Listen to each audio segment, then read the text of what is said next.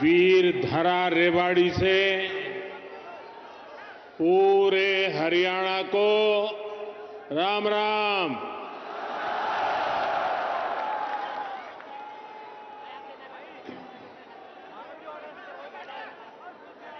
मैं जब भी रेवाड़ी आता हूं तो कितनी ही पुरानी यादें ताजा हो जाती है। रेवाड़ी से मेरा रिश्ता कुछ अलग ही रहा है। मैं जानता हूं रेवाड़ी के लोग मोदी को बहुत ज्यादा प्यार करते हैं।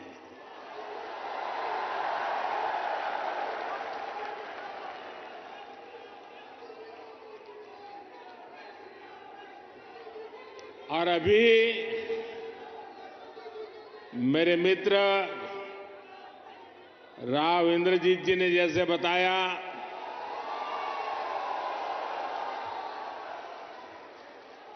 मुख्यमंत्री मनोहर लाल जी ने जैसे बताया कि मैं 2013 में जब भारतीय जनता पार्टी ने मुझे पीएम के उम्मीदवार के रूप में घोषित किया था तो मेरा पहला कार्यक्रम रेवाड़ी में हुआ था।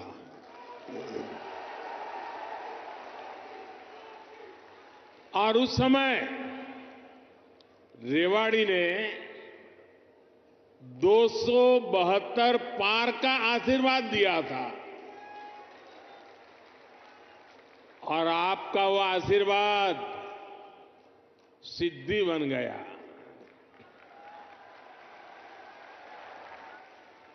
अब लोग कह रहे हैं कि मैं फिर एक बार रेवाड़ी आया हूं तो आपका आशीर्वाद है अब की बार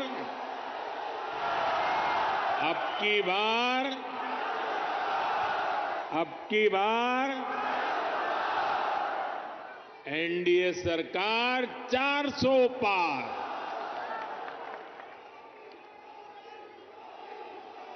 साथियों, लोकतंत्र में सीटों का महत्व तो है ही, लेकिन मेरे लिए उसके साथ साथ जनता जनार्दन का आशीर्वाद ये मेरे लिए बहुत बड़ी पूंजी है।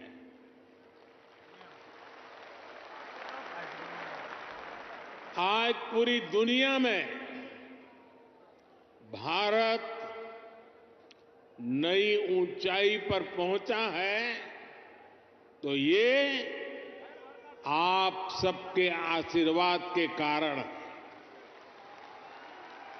ये आपके आशीर्वाद का कमाल है।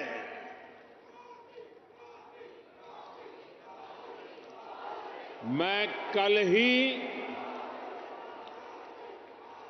2 देशों की यात्रा के बाद देर रात हिंदुस्तान लौटा हूं। यूएई और कतर में जिस प्रकार का आज भारत को सम्मान मिलता है, हर कोने से भारत को शुभकामनाएं मिलती हैं, वो सम्मान सिर्फ मोदी का नहीं है, वो सम्मान हर भारतीय का है, आप सबका है।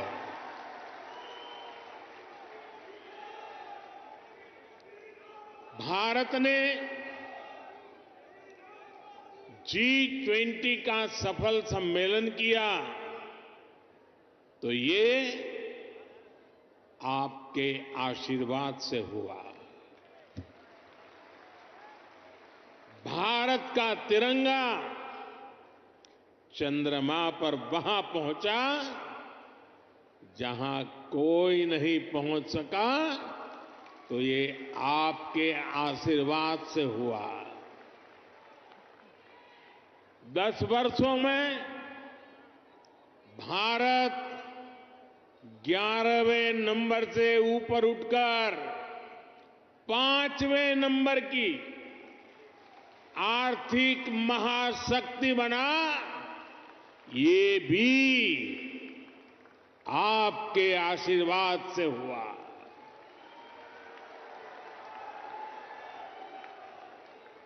और अब मुझे अपने तीसरे टर्म में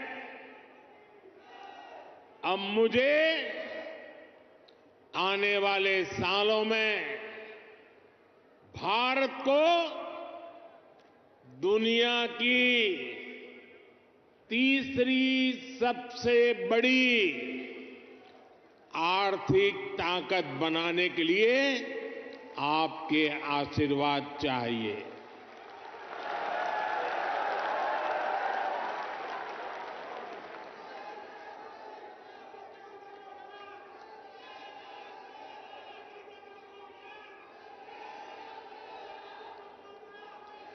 हरियाणा के मेरे भाई और बहनों, विकसित भारत बनाने के लिए हरियाणा का विकसित होना भी बहुत जरूरी है। और हरियाणा तभी विकसित होगा जब यहां आधुनिक सड़कें बनेगी। हरियाणा तभी विकसित होगा जब यहां रेलवे का आधुनिक नेटवर्क होगा। हरियाणा तभी विकसित होगा जब यहां बड़े और अच्छे अस्पताल होंगे। थोड़ी देर पहले ही मुझे ऐसे अनेक कामों से जुड़ी लगभग 10,000 करोड़ रुपए की परियोजनाएं हरियाणा को सौंपने का अवसर मिला है। इसमें रेवाड़ी एम्स है, गुरुग्राम मेट्रो है, कई रेल लाइन है, नई ट्रेन है। इनमें ज्योति सरमय कृष्ण सर्किट योजना से बना एक आधुनिक और भव्य म्यूजियम भी है। और प्रभु राम के आशीर्वाद ऐसे हैं कि आजकल मुझे हर स्थान पर ऐसे पवित्र कामों से जुड़ने का अवसर मिल जाता है। ये राम जी की कृपा है। ये म्यूजियम भगवान श्री कृष्ण के गीता संदेश और इस पावन धरा की भूमिका से दुनिया को परिचित कराएगा। मैं रेवाड़ी सहित पूरे हरियाणा के लोगों को इन सुविधाओं के लिए बहुत बहुत बधाई देता हूं।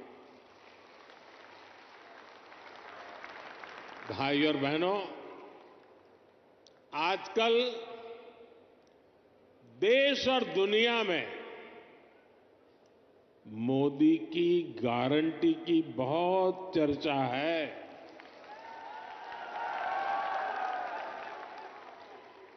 और रेवाड़ी तो मोदी की गारंटी का सबसे पहला गवाह है। यहां पीएम पद के उम्मीदवार के रूप में मैंने देश को कुछ गारंटियां दी थी। देश की इच्छा थी कि दुनिया में भारत की साख बढ़े, ये हमने करके दिखाया। देश की इच्छा थी कि अयोध्या में प्रभु राम का भव्य मंदिर का निर्माण हो।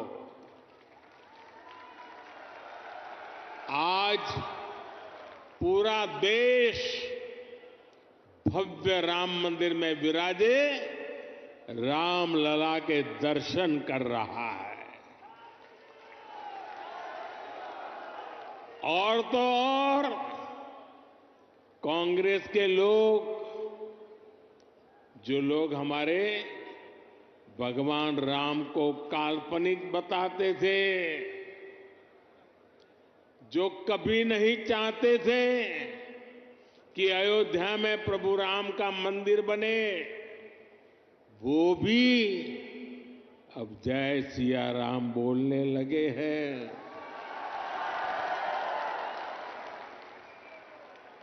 साथियों, कांग्रेस ने दशकों तक जम्मू कश्मीर से आर्टिकल 370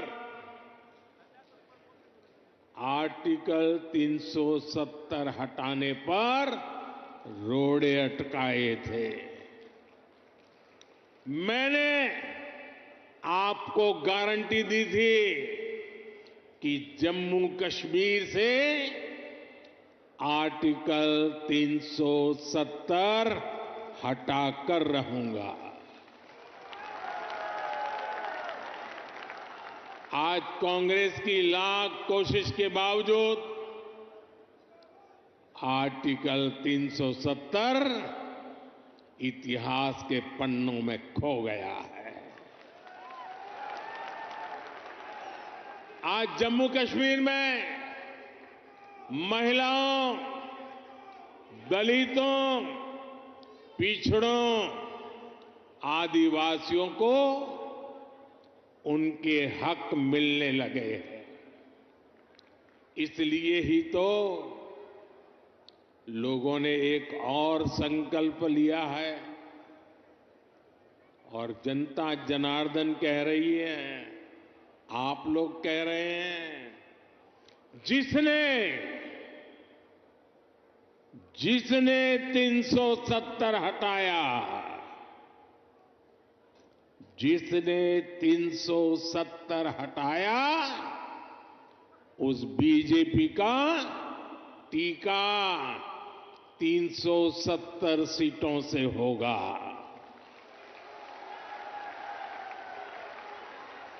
बीजेपी के 370 ही पहुंचाएंगे एनडीए को 400 पार। साथियों, यही रेवाड़ी में मैंने पूर्व सैनिकों को वन रैंक वन पेंशन लागू करने की गारंटी दी थी। कांग्रेस वाले सिर्फ 500 करोड़ रुपए दिखाकर वन रैंक वन पेंशन लागू करने का झूठ बोलते थे। रेवाड़ी की वीर धरा से लिया गया वो संकल्प मैंने आपके आशीर्वाद से पूरा किया। अभी तक ओआरओपी के तहत, वन रैंक वन पेंशन के तहत पूर्व सैनिकों को करीब करीब 1 लाख करोड़ रुपए मिल चुके हैं और इसके बड़े लाभार्थी हरियाणा के भी पूर्व सैनिक रहे हैं। सिर्फ रेवाड़ी के ही सैनिक परिवारों की बात करूं तो उन्हें ओआरओपी से 600 करोड़ रुपए से ज्यादा मिले हैं। आप मुझे बताइए, जितना पैसा रेवाड़ी के सैनिक परिवारों को मिल रहा है उससे भी कम कांग्रेस ने पूरे देश के पूर्व सैनिकों के लिए बजट में रखा था, सिर्फ 500 करोड़। ऐसे झूठ और धोखेबाजी के कारण ही कांग्रेस को देश ने नकार दिया है। साथियों, मैंने रेवाड़ी वासियों को, हरियाणा के परिजनों को यहां एम्स बनाने की भी गारंटी दी थी। आज यहां एम्स के निर्माण की प्रक्रिया शुरू हो गई है और हमारे राव इंद्रजीत तो इस काम के लिए लगातार, वो बोलते कम है लेकिन जो तय करे उसके पीछे लगे रहते हैं। आज एम्स का शिलान्यास हुआ है तो मेरी गारंटी की, और मैं आपको कहूंगा कि आज उसका शिलान्यास किया है और लोकार्पण भी हम ही करेंगे।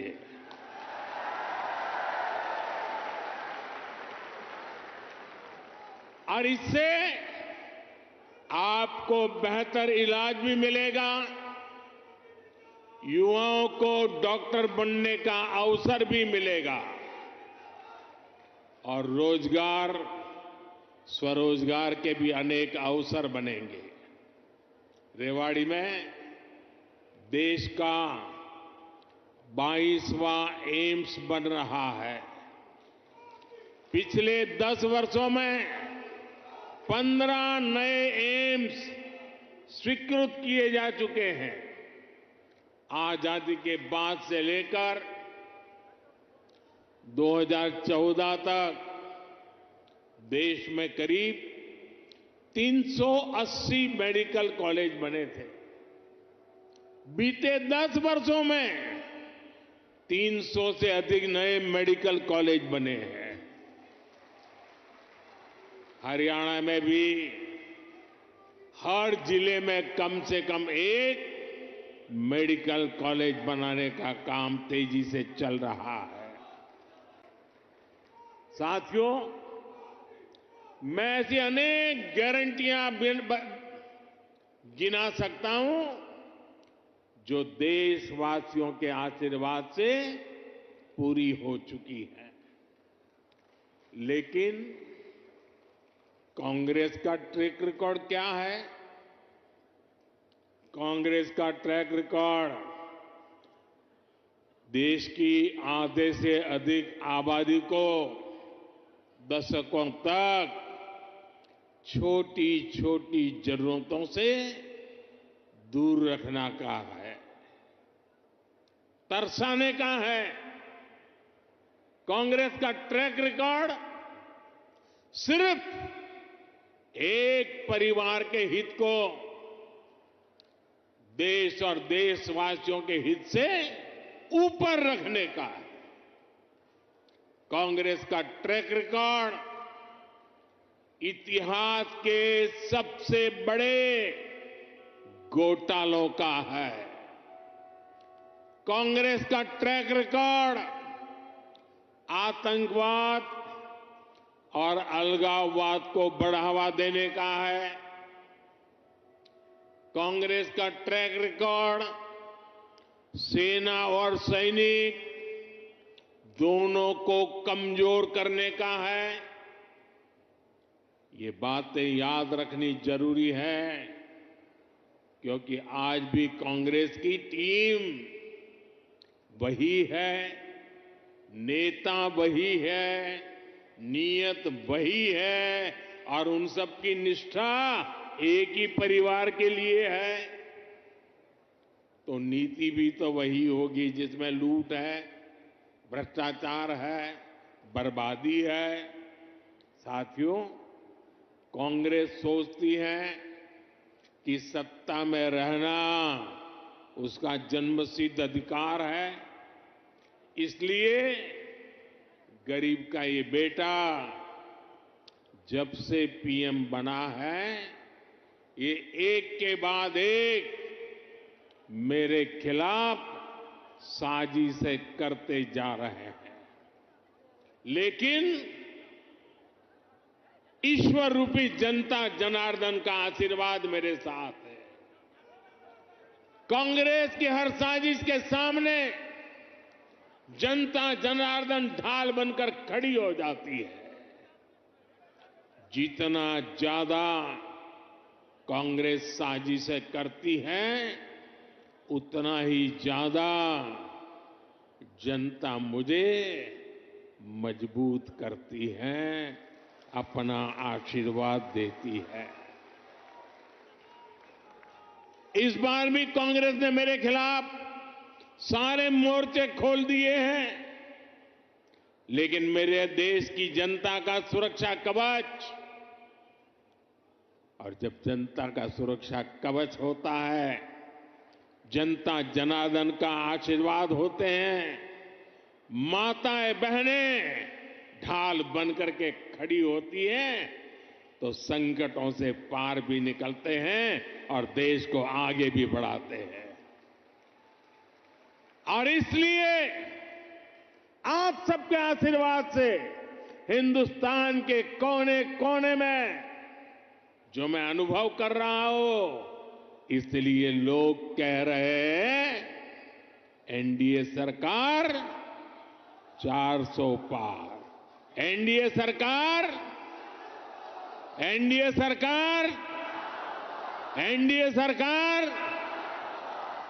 साथियों, एक परिवार के मोह में फंसी कांग्रेस, हरियाणा में वही हाल है, आज अपने इतिहास के सबसे दयनीय दौर से गुजर रही है। इनके नेता से अपना एक स्टार्टअप नहीं संभल रहा। ये लोग देश संभालने का सपना देख रहे हैं। आज कांग्रेस की हालत देखिए। कांग्रेस के पुराने नेता एक एक करके इनको छोड़कर जा रहे हैं। जिन्होंने कभी इनके साथ आने का इरादा किया था, वो भी इनसे भाग रहे हैं।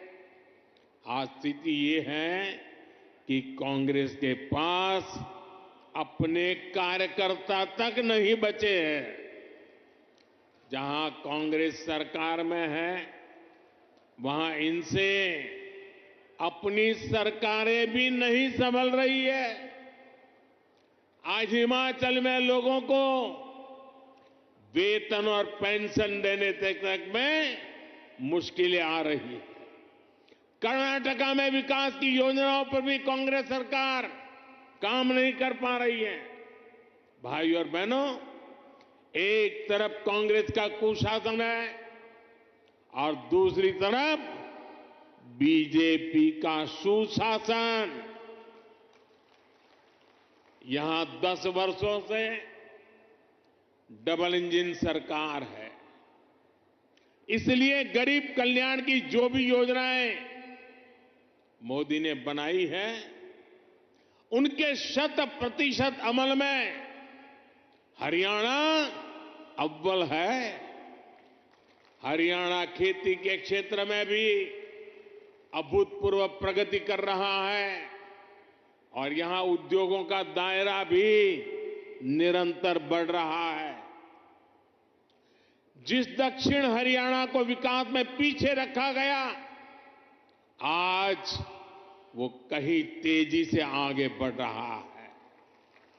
देश में रोड हो, रेल हो, मेट्रो हो, उनसे जुड़ी जो बड़ी परियोजनाएं हैं, वो इसी हिस्से से गुजर रही है। दिल्ली मुंबई एक्सप्रेसवे के, दिल्ली दौसा लालसोट के पहले चरण का उद्घाटन हो गया है। देश का सबसे लंबा एक्सप्रेसवे हरियाणा के गुरुग्राम, पलवल और नूंह जिलों से होकर गुजर रहा है। साथियों, 2014 से पहले हरियाणा में रेलवे के विकास के लिए हर वर्ष औसतन 300 करोड़ रुपए का बजट मिलता था। 300 करोड़ रुपए। इस वर्ष हरियाणा में रेलवे के लिए करीब करीब 3,000 करोड़ रुपए का बजट रखा गया है। अब देखिए कहां 300 करोड़ और कहां 3,000 करोड़। और ये अंतर पिछले 10 सालों में आया है। रोहतक, महम, हांसी, जींद, सोनीपत जैसी नई रेल लाइनों और अंबाला, कैंट, दप्पर जैसी लाइनों के दोहरीकरण से लाखों लोगों का फायदा होगा। ऐसी सुविधाएं जब बनती है तो जीवन भी आसान होता है और कारोबार भी आसान होता है। भाई और बहनों, इस क्षेत्र में किसानों को पानी की बहुत समस्या रहती थी। राज्य सरकार ने इस समस्या के समाधान के लिए भी सराहनीय काम किया है। दुनिया की सैकड़ों बड़ी कंपनियां आज हरियाणा से चल रही हैं। इसमें बहुत बड़ी संख्या में नौजवानों को रोजगार मिला है। साथियों, हरियाणा कपड़ा और परिधान उद्योग में भी अपना नाम ऊंचा कर रहा है। देश से निर्यात होने वाले 35% से अधिक कालीन, करीब 20% परिधान हरियाणा में ही बनते हैं। हरियाणा के टेक्सटाइल उद्योग को हमारे लघु उद्योग आगे बढ़ा रहे हैं। पानीपत हथकरघा उत्पादों के लिए, फरीदाबाद कपड़ा उत्पादन के लिए, गुरुग्राम रेडीमेड गारमेंट के लिए, सोनीपत टेक्निकल टेक्सटाइल के लिए, तो भिवानी गैर बुने हुए वस्त्रों के लिए आज प्रसिद्ध है। पिछले 10 वर्षों में एमएसएमई के लिए, लघु उद्योगों के लिए लाखों करोड़ रुपए की मदद केंद्र सरकार ने दी है। इससे पुराने लघु उद्योग, कुटीर उद्योग ये तो मजबूत हुए ही हैं, हरियाणा में हजारों नए उद्योग भी स्थापित हुए हैं। साथियों, रेवाड़ी तो विश्वकर्मा साथियों की कारीगरी के लिए भी जाना जाता है। यहां की पीतल की कारीगरी और हस्तकला बहुत मशहूर है। 18 व्यवसायों से संबंधित ऐसे पारंपरिक कारीगरों के लिए पहली बार पीएम विश्वकर्मा नाम से एक बड़ी योजना हमने शुरू की है। पीएम विश्वकर्मा योजना से देश भर में लाखों लाभार्थी जुड़ रहे हैं। भाजपा सरकार इस योजना पर 13,000 करोड़ रुपए खर्च करने जा रही है। ये योजना हमारे इन पारंपरिक कारीगरों और उनके परिवारों का जीवन बदलने वाली है। भाई और बहनों, मोदी की गारंटी उसके साथ है जिसके पास गारंटी देने के लिए कुछ भी नहीं है। देश के छोटे किसान के पास बैंकों को गारंटी देने के लिए कुछ नहीं था। मोदी ने उन्हें पीएम किसान सम्मान निधि की गारंटी दी। देश के गरीब, दलित, पिछड़े, ओबीसी परिवार के बेटे बेटियों के लिए बैंकों में गारंटी देने के लिए कुछ नहीं था। मोदी ने मुद्रा योजना शुरू की और बिना गारंटी का लोन देना शुरू किया। देश में अनेक साथी रेहड़ी, पटरी, ठेले पर छोटा मोटा कारोबार करते आए। दशकों से ये काम शहरों में ये साथी करते रहे हैं। इनके पास भी गारंटी देने के लिए कुछ नहीं था। पीएम स्वनिधि योजना से इनकी गारंटी भी मोदी ने ली है। साथियों, गांव की हमारी बहनों की स्थिति 10 वर्ष पहले तक क्या थी? बहनों का अधिकतर समय पानी के जुगाड़ में, खाना पकाने के लिए लकड़ी या दूसरे इंतजाम में लग जाता था। मोदी मुफ्त गैस कनेक्शन लेकर आया, घर तक पानी का नल लेकर के आया। आज हरियाणा के गांवों की मेरी बहनों को सुविधा हो रही है, समय बच रहा है।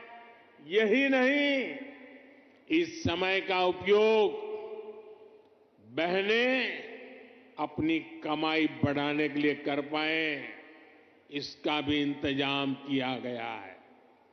पिछले 10 वर्षों में देश भर में 10 करोड़ बहनों को हमने स्वयं सहायता समूहों से जोड़ा है। इसमें हरियाणा की भी लाखों बहनें हैं।